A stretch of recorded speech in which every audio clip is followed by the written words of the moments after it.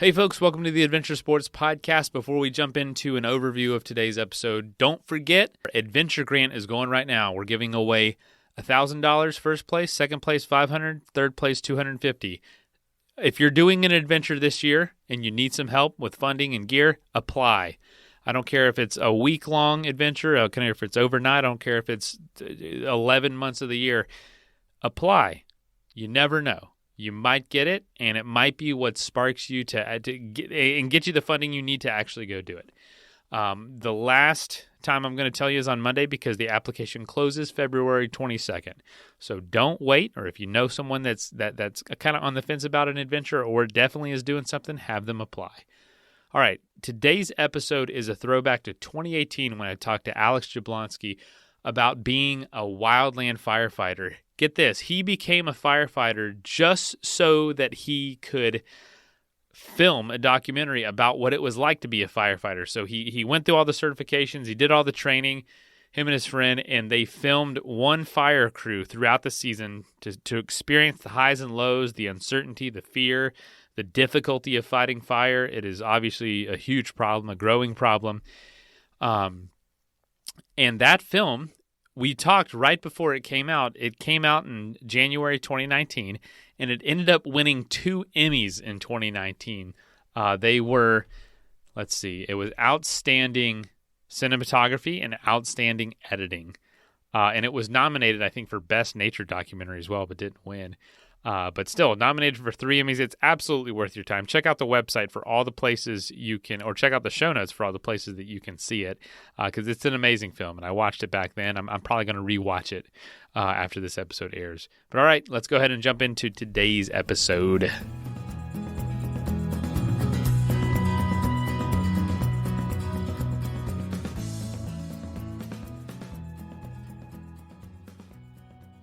Hey everybody, welcome to the show. Today we have a pretty interesting guest. He's a filmmaker. He has produced a number of films, documentaries. A lot of his stuff has been featured with clients like Tesla, Solar City, Patagonia, the Army. He is a professor at USC's School of Cinematic Arts and a certified wildland firefighter. Welcome to the show, Alex Jablonski. Thank you. I'm happy to be here. Yeah, man. Where are you coming from today? I live in Los Angeles. So you're a wildland firefighter. Why don't you? What is that about? Is that something you pursued before you got into film or during? No, the reason I became a wildland firefighter was to make this film, to make Wildland. So it was. When we began pursuing the project, one of the things we realized was that kind of getting both access and a certain amount of credibility was going to be really critical. And one of the ways we thought to do that was to just get certified right off the bat. So we went through the training and passed the PAC test, and then we had what was called our red cards. And so we're certified before we even began making the film. Wow, that's awesome, man. Because I watched the film last night, actually, and by the way, it was fantastic. And that is what we're talking about today. Yeah, no worries. And I was thinking, holy crap, that camera is really close to that fire. I really hope that these filmmakers, knew what they were doing, because you are in some, it's not CGI. It's precarious situations that you put yourself in. So I'm sure that was almost necessary.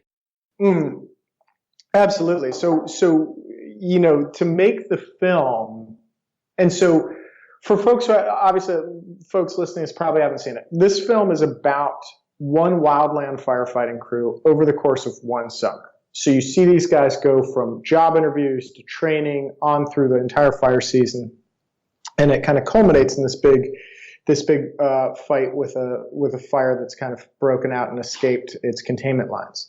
And so to make the film, we were actually members of the crew. So we weren't just, kind of dropping in, parachuting in, and shooting for a couple of days and then being out. We were on the crew. We were working as firefighters. And so we were only shooting probably 10 or 15% of the time that we were out there. And the rest of the time we were actually doing the work. Holy cow. Yeah. I mean, but that was, it was really necessary to get the kind of vibe of what that work and what that life is like and what those summers feel like. I mean, it was a really critical part, I think, for us to just understand the kind of the headspace that you're in when you're out there. How difficult was it to acquire that certification? It's relatively easy, actually. I mean, Okay. you have to do a pack test, which is that you have to, walk 3 miles in under 45 minutes while wearing a 45-pound weighted vest. And, most people in fire will tell you that's going to be the easiest thing you're going to do all summer. And then it's 5 days of training, and that's pretty much it. You have to take tests along the way, testing your fire knowledge, but that's pretty much what's required to just get your very base level wildland firefighter cert. Huh. Do you think that comes from a need for more firefighters, or is that really basically the brunt of the work? No, I think so. It's a very tiered system in the sense that certain crews for certain classifications have to have people who have multiple years of fire experience. Like the crew that I was on, which was a Type 2 IA, which stands for Initial Attack. I might get this wrong, but I believe that the requirement is that you have to have either 12 or 14 what's called seasoned firefighters, meaning guys who have more than 1 year in fire. So you're only carrying like 6 to 8 rookies at a time. So I think what it is like once you get in and you get hired, a lot of the training and the qualifications come on the job. So pretty much it's like get these guys in, they start working, and then you're learning so much, fire after fire after fire. You're learning whether it's, radio protocols or how to work with helicopters or why strategic approaches and all of that stuff. A lot of that stuff is just learned on the job. So did you find it difficult to carry your equipment, your firefighting equipment, as well as your camera equipment? Yeah, I mean, it definitely. So we shot this film primarily on the Red, which is a 6K camera. It's the same camera that like Lord of the Rings was shot on, and probably a lot of your favorite commercials. Yeah, and it was a beautiful film, man. Oh, thank you so much. So, that had some weight to it, and then we also had to carry an extra battery and a lens. But we had a really stripped down camera package, but in addition to that, you're carrying all of your water, you're carrying a hand tool, you're carrying, your lunch, you're carrying some kind of like miscellaneous stuff. Like I always carried an extra pair of socks, an extra pair of sock liners, things like that. So all in all, I was carrying probably 55 pounds at the start of the day. And as I drank my water, that would go down, but somewhere around 50 pounds.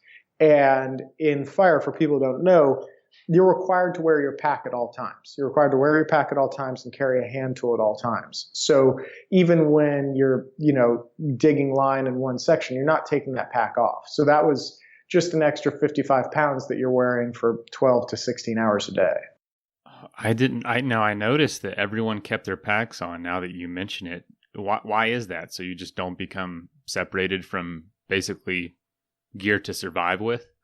Yeah, and also, you're required to carry a fire shelter. These are these kind of space-age looking reflective, not blankets, but little shelters that in case of a burnover. And that, typically sits at the bottom, on the bottom of your pack, strapped on the exterior, and you need to have that on you at all times. So that's a big reason why you're just never taking your pack off.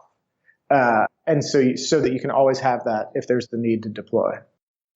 Wow. What an interesting idea. Did you know that you were going to acquire that certification when you started pursuing the idea of the film? Or was that something you realized you had to do later on? It was just kind of like, well, what's the best way to earn some trust and to show that we're serious? And so when we began to meet with people initially about shooting the film, one of the first things we would say is, well, we already have our red cards, we're already certified. And what that signified to the people across the table from us is, okay, these guys have already put in their own time and their own money to get certified. And they, and like one of the guys that we were talking to, said, like, look, you guys are in good physical shape. I would hire you as firefighters. You seem smart. You seem like you want to work hard. And so knowing that, it's like you already have gotten a lot further than I think a lot of other filmmakers would have, who had they pursued it in a different direction. Yeah, no kidding, man. I assume it was you and your partner, correct? That Yeah, were the only two? Khalil Hudson Yes. is the director. Yeah.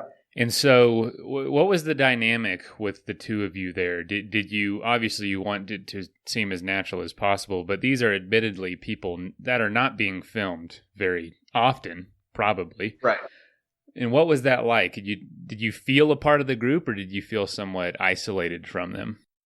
Well, it wasn't so black and white. It was more of a spectrum, and it was more of a journey, in the sense that when we started out, we were isolated. And it wasn't that we started out and it was like, boom, okay, we're on a fire and here we are. You know, the process, like anything, like any relationship, right? Like the process of earning trust was very much a process. So we began going up to Oregon, to Southern Oregon, which is where this crew is out of. They're out of Grants Pass in Southern Oregon. We began going up there, and first it was just meeting the guys who run the company and the base manager. And it was like hanging out for a day, no camera out, just talking and saying, hey, could we go and talk to these guys? And you know, we started this process in the spring of 2015. So it was during kind of coming off the winter season. And at that time, what these guys are doing is called project work, which is basically forestry work, where they're thinning forests, you know, stacking sticks. There are guys who are limbing trees, who are cutting small trees down and then stack just big piles of sticks. And it's not particularly exciting work. It's hard. You're on steep ground and you're, you know, back off of old fire roads or logging roads. And the fact that we would be willing to trudge out there and just hang out for 12 hours with these guys, they started to see that we were serious about this. And then slowly, as we began to see like, oh, this character would be good, or we'd like to follow this guy, we would start talking to him. But there was like a ton of resistance. Like, guys didn't want us around. They thought that we had some kind of ulterior motives, or they just weren't really sure what we were up to. And in the film, there's a crew boss who's the kind of quarterback or the head coach of the crew, and his name is Tim Brewer. And he's got at this point 22 years in fire, and is just one of the smartest, sharpest crew bosses around, and is really well respected. But he's gruff. He's got a very sharp tongue, and he's a smart guy with a quick wit, and he can cut you down to size pretty fast. And the first time I approached him about being in this, I said, hey, Tim, you know, we were like passing each other at the base. And I said, hey, Tim, my name's Alex. You know, we're making this film. Do you know about that? And, you know, we're interested in talking to you about maybe following you or following your crew. And he just looked at me and he said, you know, I'm a dickhead, right? And then he walked away from me and he didn't speak to me for a week. And now Tim and I text all the time. We're buddies, you know, we're friends, and obviously we have a very different relationship now. But that took, you know, 2 years before we could get to that point. And one thing I would say is for folks who see the film, or folks who have a chance to watch it, you know, Tim reveals some really personal stuff about his own life in the film. Yes. Yeah. And I think, and the role that fire has played in his own life. And I think that, you know, that's where a lot of the power of this film comes from. And that comes about simply by earning someone's trust. Let's take a quick message break and hear from the folks that help make this show possible. Looking for an easy way to eat well and save money? Cut back on expensive takeout and delivery and get started with HelloFresh. You'll love how fast, easy, and affordable it is to whip up a restaurant-quality meal right in your own kitchen. No matter your lifestyle or meal preferences, HelloFresh has recipes sure to please everyone at your table. From fit and wholesome to veggie or family-friendly, You'll always find something even the pickiest eaters will enjoy. Personally, I ordered HelloFresh with our last baby as to get kind of a break from having to think about our meals and our cooking and just have easy to follow, easy to make, really high quality recipes. And it was honestly great to have right when our baby was born because it wasn't so crazy outrageous that we were eating out every day, but it was nice to not have to think about a high quality, healthy meal. And so I did that for a couple weeks after our child was born, and it was super helpful. It was I really enjoyed it, and I'll probably do it again if we have another kid. And I might consider it for whenever time is a little bit tight, and we still want not to go out to eat every night or just settle on another bowl of Cheerios or something. So if you would like to try HelloFresh, go to hellofresh.com/ASP65 and use the code ASP65 for 65% off plus free shipping. Again, hellofresh.com/ASP65. Use the code ASP for Adventure Sports Podcast, by the way, 65 for 65% off plus free shipping. Try HelloFresh, America's #1 meal kit. The Jeep Wrangler 4xE. It's electrified. Boogie, woogie, woogie. So you can boogie woogie woogie up a mountain, over creeks, or boogie woogie woogie through a desert where you get bit by a pit viper. So you boogie woogie woogie back to camp and ask your friends if they'll suck the snake venom out. When they say no, you boogie woogie woogie to the nearest hospital for a dose of antivenom and boogie woogie woogie your way to a full recovery. The electrified Jeep Wrangler 4xE. Learn more at Jeep.com. Jeep is a registered trademark of FCA US LLC. 92% of households that start the year with Peloton are still active a year later. 92% because of a bike? Not just bikes. We also make treadmills and rowers. Oh, let me guess, for elite athletes only, right? Nope. It doesn't matter if you're an avid exerciser or new to working out. Peloton can help you achieve your fitness goals. 92% stick with it. So can you. Try Peloton bikes, tread, or row risk-free with a 30-day home trial. New members only. Not available in remote locations. See additional terms at onepeloton.com/home-trial. That is plenty of that for now. Let's get back into the episode. No, that's, man, there's just the film was so interesting, and there were plenty of characters that you began to really enjoy following, wanted to learn more about. Personally, I was craving more of it by the time it ended. It was shorter than I expected, which producing a film I can't even imagine how much work. I've never done it, but Yeah. it's like, man, I want to know more about this guy. Why is he doing this? Why is he out here? Was it frustrating for you not being able to focus on it all the time with an 8-foot flame approaching you? No,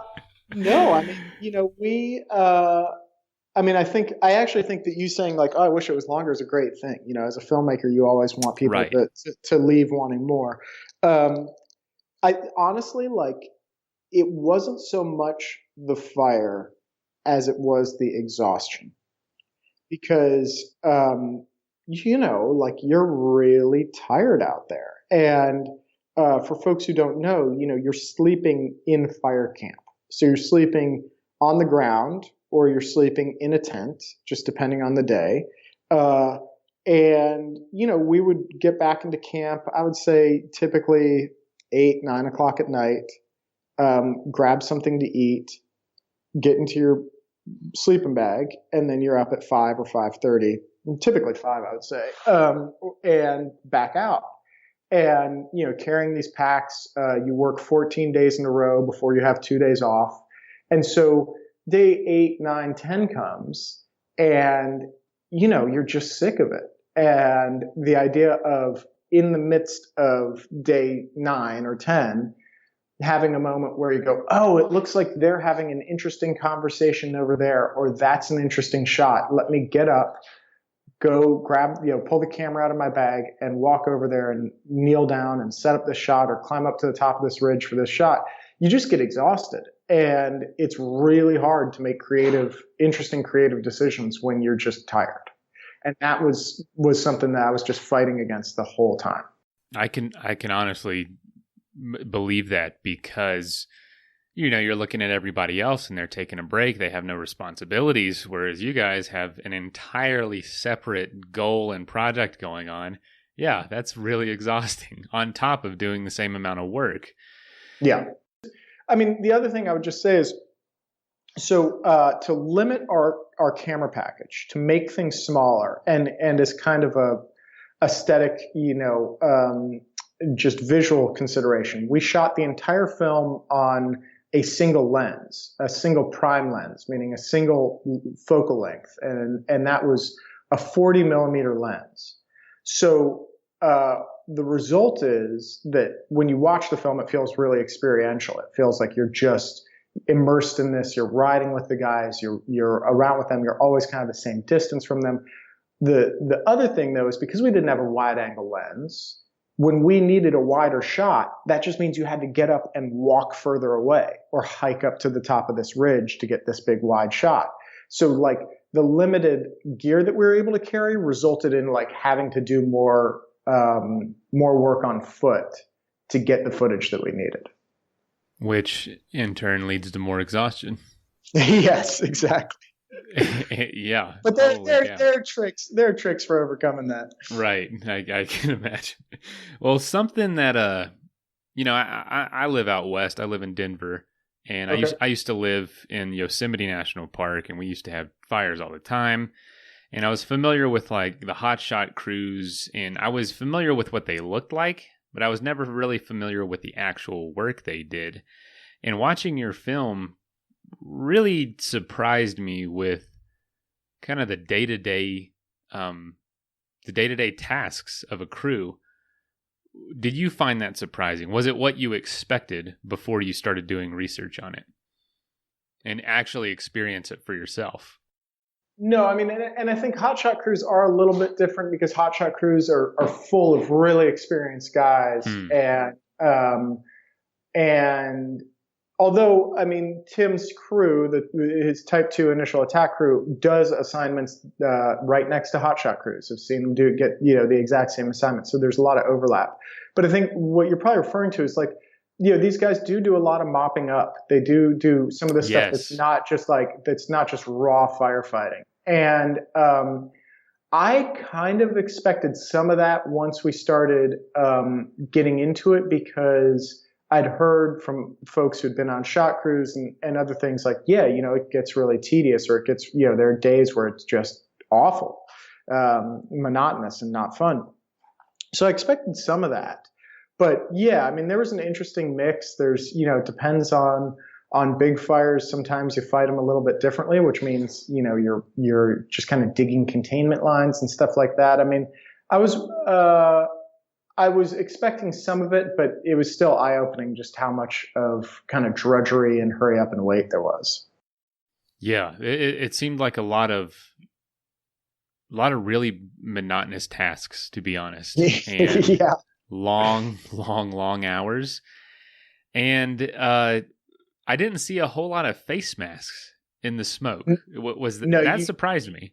Yeah, you never wear them. Why? I don't know. These guys are breathing in a campfire for like 8 hours. Like, that's got to be terrible for you. Yeah, you definitely feel it. No kidding.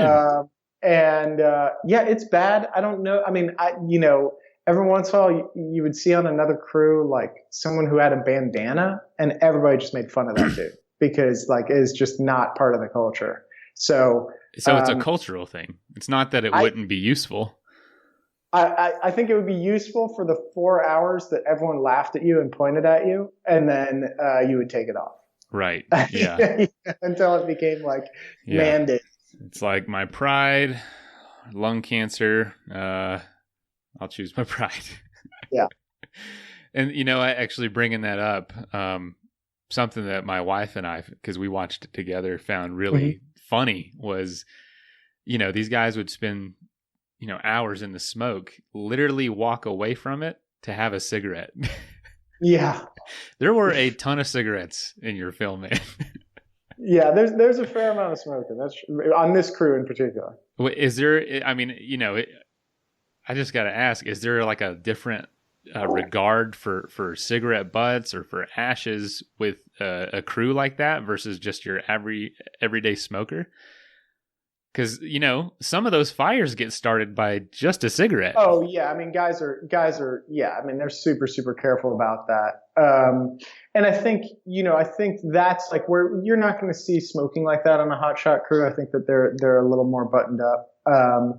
But I think some of that too is also, it's the kind of culture of where this crew comes from, of Grants Pass, Oregon, and just kind of also there's a kind of like fatalism to it, which is the way that you see a lot of smoking in the military, or like with guys who are on combat deployments.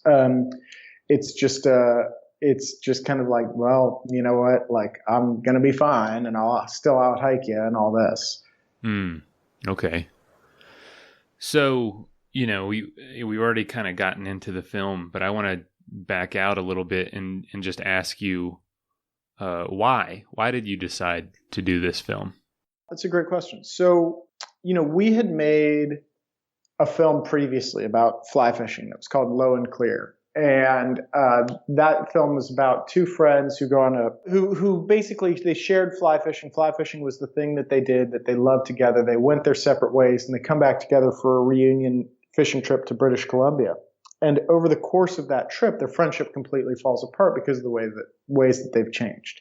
And the reason I'm saying, yeah, everybody check it out. And the reason I'm saying this is because that film was about the outdoors. Ostensibly, it's about fly fishing in some ways, but it was also about these much bigger kind of universal issues of like growing older, how friendships between guys change and shift, how your hobbies or your passions kind of bind you together, but they can also be the things that break you apart. And so for the next one, we were looking, you know, at least I was looking for something where it could be a story about the outdoors, but it could be about something much more universal and much bigger. And with Wildland firefighting, I'd always had an interest in it. I'd always been fascinated by it. And I was also interested in this idea of like, how do young men grow up? Like, how do you come of age? Like, what are the things that need to change in you in order to kind of like become a man, for lack of a better term? And also how the work we do shapes us and how it shapes who we are. And so with those kind of those kind of ideas floating around, and not kind of disconnected ideas of like, well, I think this is what I want the next film to be about. When we began to pull at the thread of wildland firefighting, we found that like, oh, this is this thing that connects all of this. Like, we can tell a story about how guys are shaped by the work they do. We can tell a story about how young guys come of age, and we can tell a story about the outdoors where, you know, in some ways the fire is like a metaphor for this kind of internal frustration that these young guys or angst are feeling. And so that was how it kind of all came together. And certain pieces of it we had, like, I knew what we wanted to do with it, and certain pieces of it were just total surprises. Okay. Do you feel like you were able to address those issues? Yeah. I mean, I think that it's interesting because, you know, some of the biggest responses to the film are not about fire. They're about the kind of individual stories and the sense of like seeing how this work does shape these guys and kind of how they carry themselves differently. You know, towards the end of the film, our old wise character, who's this former smoke jumper named Ed Float, who does all the training, he kind of encapsulates that in this quote of like, here's what you carry with you forever if you've become a firefighter. And that was really what we were after. Did you see that change happen in some of those men? I mean, I think you did a good job portraying, especially the two friends, the young guys. Yeah. They were really very likable, and I enjoyed following their step. Could you see that as clearly as it came across on the film? Yeah. I mean, I think that, you know, as you're constructing it in editing, you know, you're definitely making choices that emphasize that. But, Yeah, I mean, I think those guys I saw being very different guys in September than they were in June. And I mean, they looked different physically in the sense that they had, kind of gotten stronger and leaner and tougher, and they carried themselves differently. And they particularly Aiden, this one character, he just at the end of that season, he just had a totally different energy about him. And he ended up meeting a girl and having the confidence to just be like, look, I'm super into you. They're married now, and he just, Oh, wow. and they met right after fire season. And, in my mind, I'm like, I don't know if he would have had the confidence to, approach this woman, in the same way that he did had he not been in fire. It was Aiden, and what was his friend? Oh, Charlie. Was that the red-haired one? Yep, exactly. I don't know if we can say all this. Tell me. Oh, yeah, you can say all. Okay. I feel like they grew apart. Yeah, they do. Maybe their level of success within the crew was very different to me. Yeah, I mean, I think that that's interesting. Like, what's your read on it? You felt like Aiden was more successful within the crew? I felt like he made the most progress. I could just see his leadership. And I saw his friend, Charlie, you said? Right. Okay. I just totally slipped my mind again. I saw Charlie maybe draw back a little more, saying, oh, yeah, this was awesome, but I don't know. I don't know where I want to go from here. He felt a little more directionless, and obviously retreated back home. Right. And seeing the stark difference from the lifestyle he was living before to where his family's from, which was, surprisingly nice. I felt for him. I felt like, oh man, come on. You got to keep going down this path. And I felt like Aiden knew that. And I wasn't necessarily worried about him. Does that make sense? Yeah, absolutely. Well, here's an interesting update. Okay, yeah, because I don't know after that. So Charlie went back to Wichita, and he spent a year in Wichita, living in Wichita, doing landscaping jobs, and then moved to Asheville.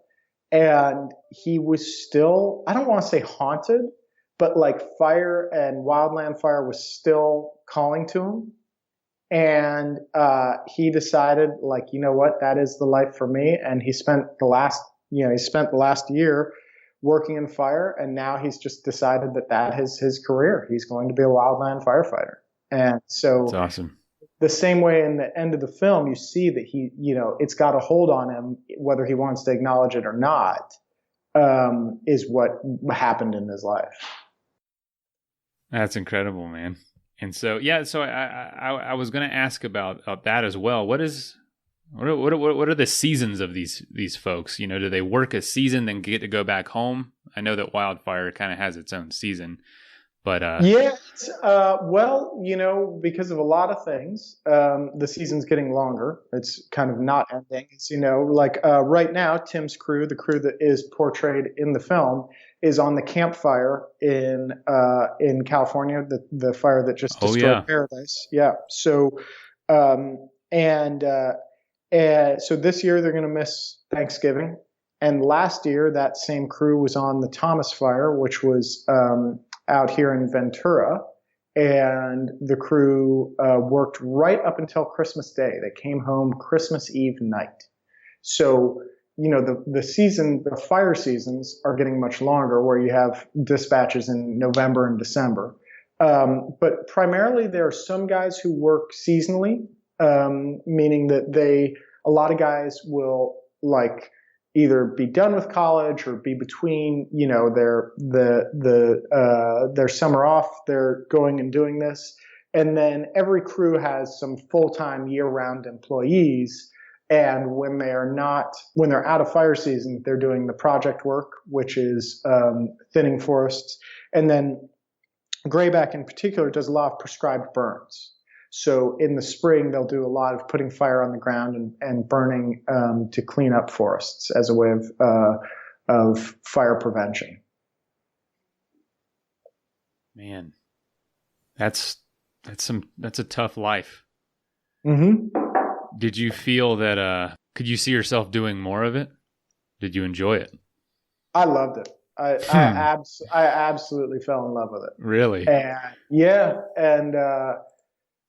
And you know, there's a very good chance that I'll go back out next summer without a camera just to work. That's awesome. Just because I miss it. And you know, and I think like the thing too is the same way that these guys were changed by the work, I was changed by the work. You know, there's no way. I just don't. I mean, I don't think that there are very many people who could do that. And you could catch a fire, you dig line, you get the fire to lie down. You've got helicopters and planes supporting you. You're hiking out for an hour and a half. Everybody's exhausted. You're looking at each other, you know, encouraging each other, encouraging guys you don't even like. You're like, I do not like that dude, but you look at me like, come on, you can do this. Let's go. And that level of camaraderie, I don't think there's anybody who could do it and not be changed by it in some way, either large or small. Interesting. So is it something that you would encourage people to try if they don't know what, you know, maybe to do? Yeah, I mean, I think that if you're young and if you're strong and if you love the outdoors and if you've got if you think of yourself as tough, or you think of yourself as having some grit, then absolutely you should do it. And if those are the things that you're looking for, if you're looking to be tested, if you're looking to develop some inner strength, I think that it's a great thing. You know, because I mean, it's like anything else. Like, I mean, not like anything else, but it's like any other challenge, which is there are moments where you think, God, I'm so tired. I don't know how I'm going to do this. I don't know how I'm going to get through, you know, the next hour. And you have to find a way. And once you're able to find a way, you can look back and say, well, I made it through that. So now I can make it through this. I mean, I really think that those are the kind of building blocks of a certain kind of personal resilience. So has that level of resilience changed the way that you produce film now?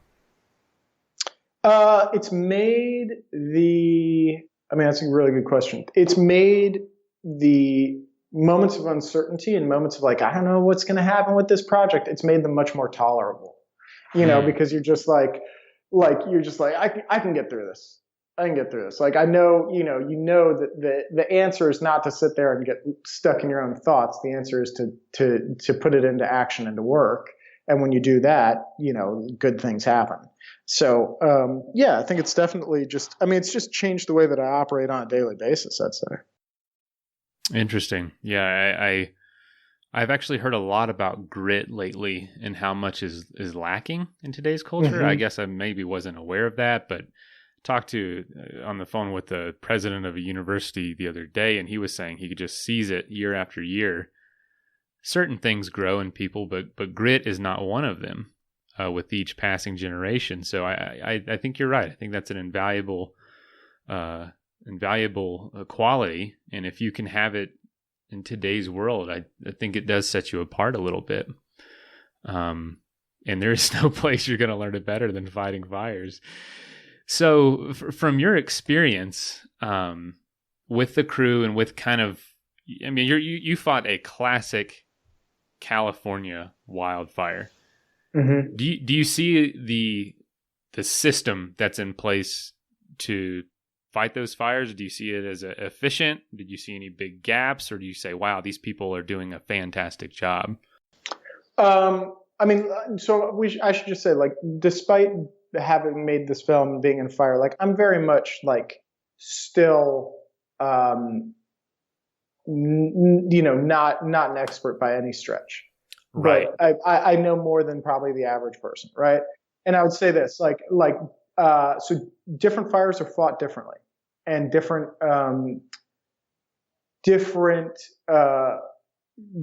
groups, whether it's CAL FIRE or ODF or the Forest Service, I think fight fires differently. And I think that because fire behavior is changing so dramatically, and like it's not in the film, but I firmly believe, man-made climate change is dramatically increasing the way that increasing fire behavior and the extremities of fire behavior. And we saw that in the Camp Fire. We saw that on the Woolsey Fire just in the last month.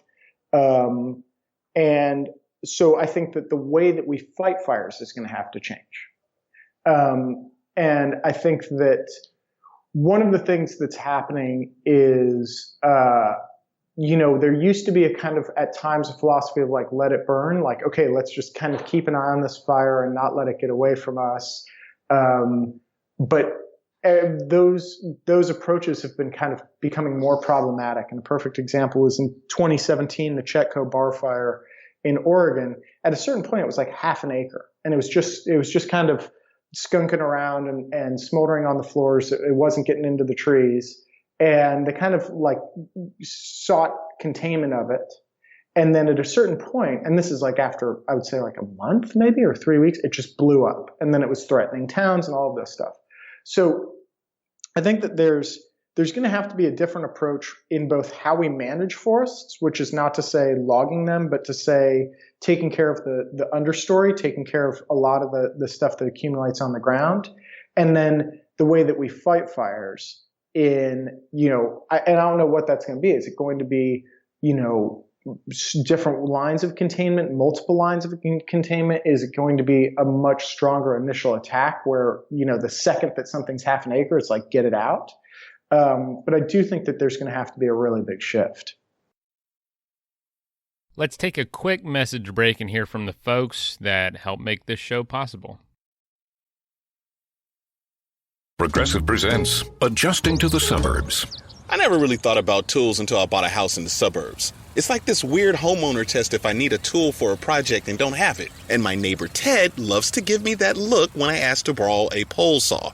A year ago, I didn't even know pole saws existed. And now I gotta borrow one from Ted? What is happening?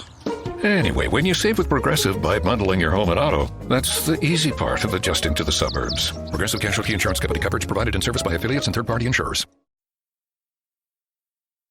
That is plenty of that for now. Let's get back into the episode.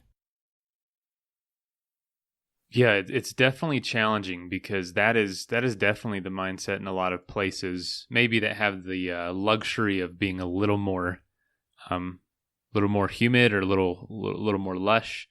Letting a fire burn is obviously, it's healthy for the forest, but you can also not allow that underbrush to get too big, because if a fire does, they suppress fires for years and years and years.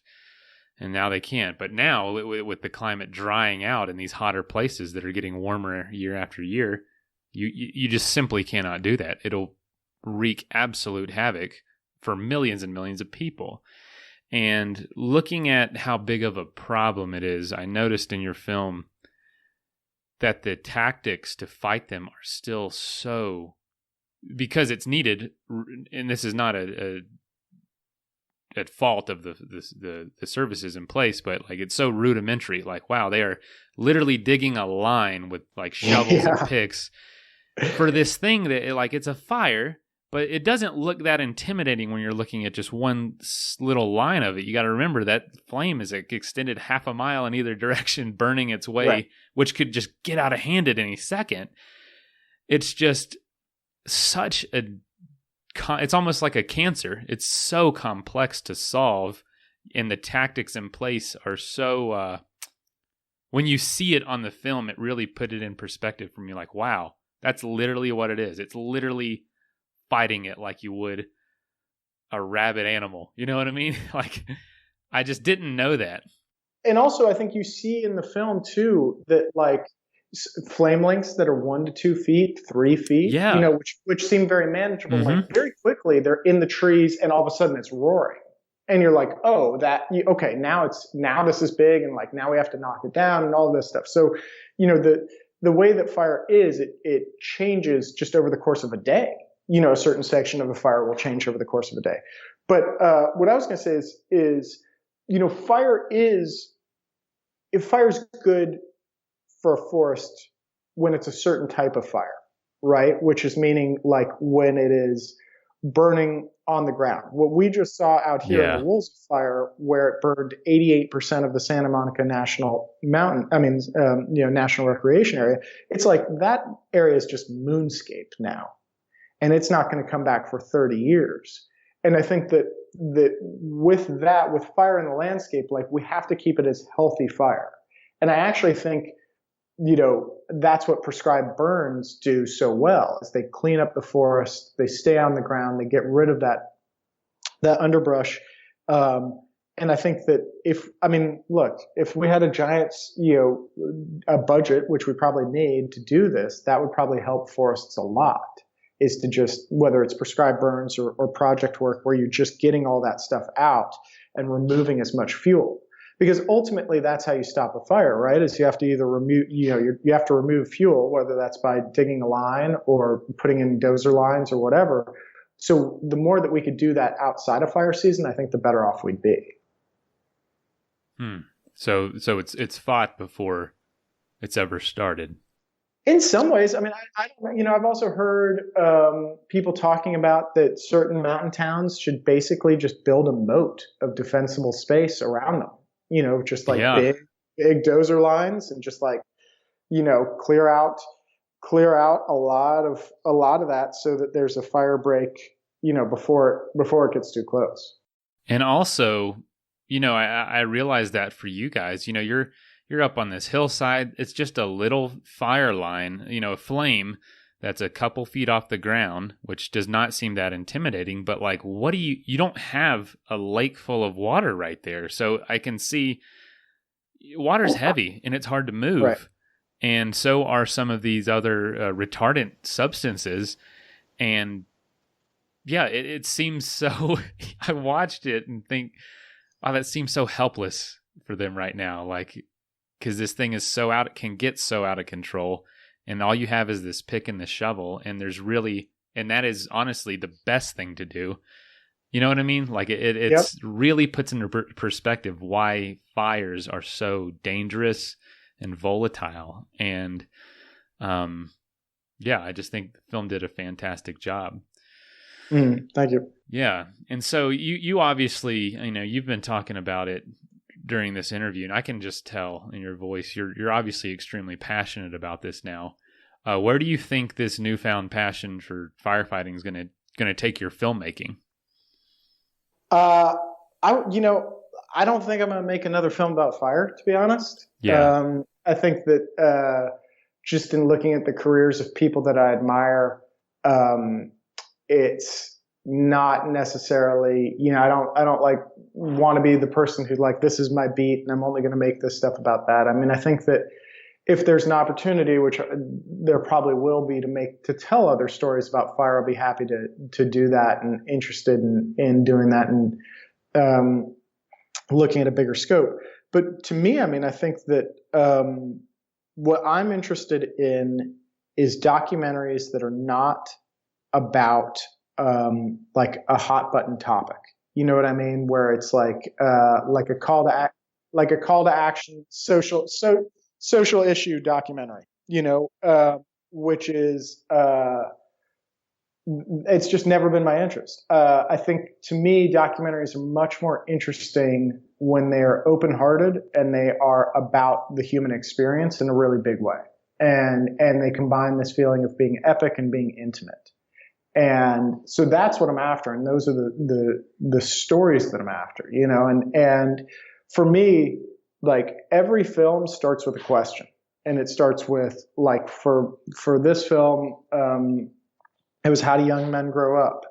For other films, it was like, well, what happens to people who are labeled with potential, just stuff like that. And so I think that for me, it's like just trusting the process of like, okay, if I ask the right question and find the right subject, I'll be able to make a good film. And so that's kind of what I'm taking from this and moving forward, and trying to take all of the grit and the hard work that went into this and know that no matter how tough the next project gets, having this one in the rearview mirror will give me the strength to just kind of keep pushing. Yeah. So it's not necessarily the subject, but it's the principles you've learned through it. And, not saying inspiration won't come from maybe one of the storylines or something you discovered while filming this. And I appreciate you staying away from, hot button topics, but ironically, fire is kind of a hot button topic right now. It is, but I think that it's like, if it'd be different if we were like, and there are films like this, right, where it's like, look at what's happening. Like, we need to, this is about this, and it's about this like social issue thing, and it's always talking head. So it's like a call to action, basically. Yeah, like a call to action, like really didactic and stuff like that. Like, fire's a hot button issue, and the reason, a big part of wanting to make this film too, is that, in my experience, and this was particularly true before the Granite Mountain Hot Shots tragedy in Yarnell, we never heard about the people who fight these fires. You never hear about Wildland firefighters. And I remember when the 3 firefighters died in Twisp, Washington, which was 2015, the New York Times had their deaths on the front page of their website for like an hour, and that was it. And there was a part of me that was like, the only time that we hear about wildland firefighters is when there's a tragedy. And there's a kind of general lack, I think, of appreciation or understanding that these are regular folks who are willing to do this stuff, both for their own reasons, but also out of a desire to be of service to others. And no matter what socioeconomic background they come from, no matter what's in their past, particularly for the guys in our film, like, they really deserve a lot of respect and love. And so I think that, one of the hopes with this film, it's like, yeah, we're touching on a hot button topic, but my hope is that you watch this film and you're never going to hear a story on the radio or see something on the news about a fire, about wildfire, without, for at least a moment, thinking about the people who are fighting it. Yeah. And I appreciated the film coming from that angle. Those kinds of stories are always incredibly interesting. To know who's behind it. Yeah, let me just say one thing. So if people are interested in this film, we're doing a theatrical release of the film in January. And the way that it works is, if you go to our website, which is wildlandfilm.com, you can see if there's a screening taking place in your area and reserve a ticket, or you can sign up to host a screening at a local movie theater. And it doesn't cost any money to host a screening.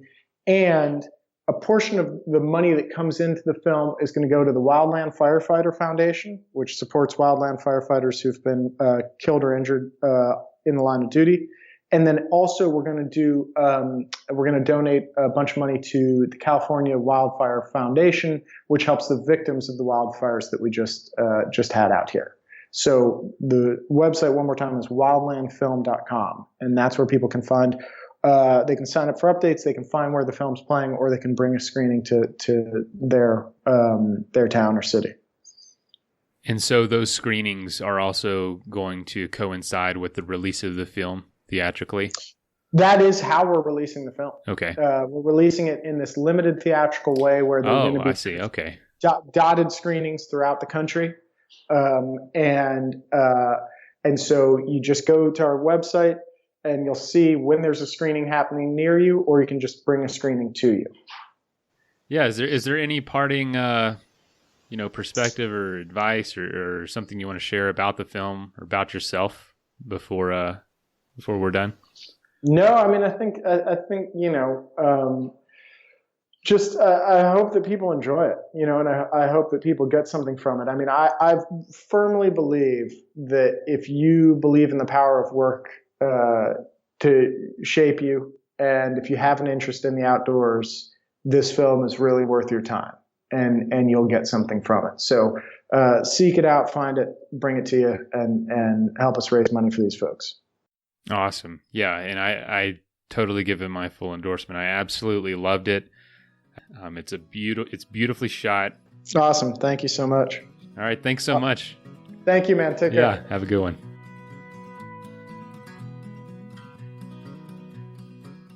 First of all, thank you so much for listening. It means the world to us that you choose to listen to this show. If you'd like to help us further, you can leave a review on iTunes, share us with your friends, your family. It goes a long way to grow in the show. You can also support us financially through patreon.com/adventuresportspodcast. Link is in the show notes. And also, if you have an idea of who could be a good guest for the show, we're always looking for people to tell their story about the outdoors or adventure. So if you know someone, please reach out. Email us at info@adventuresportspodcast.com. And until then, get out there and have some fun.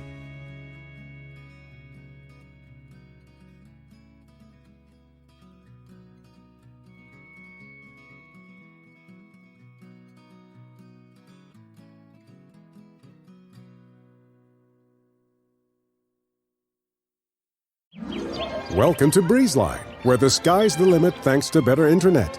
With lightning-fast speeds up to 1 gig, you can game like a boss, stream like a pro, and watch like there's no tomorrow. Stream, watch, post, send, and trend. Do it all with our fiber-powered network, bringing you reliable, fast internet. Welcome to BreezeLine. Visit breezeline.com for latest offers. Service subject to availability. New customers in select areas only. Visit breezeline.com for details.